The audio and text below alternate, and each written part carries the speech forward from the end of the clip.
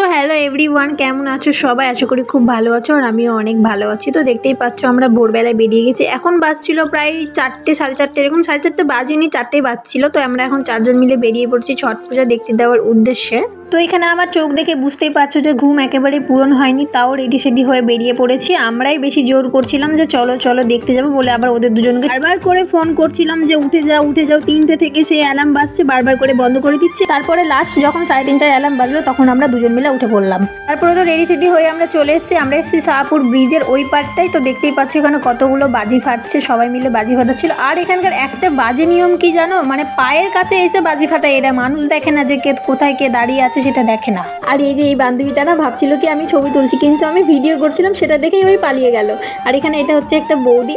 তো কেমন লাগছে আমাদেরকে অবশ্যই কমেন্ট করে জানিও। আর আমি এখানে কি বলছিলাম আমার সত্যিই মনে নেই, আমি হয়তো বলছিলাম ছবি তোলার কথা, এই যে তার জন্য বৌদিটা দুটো পোজ দিল। তো আমি বললাম কি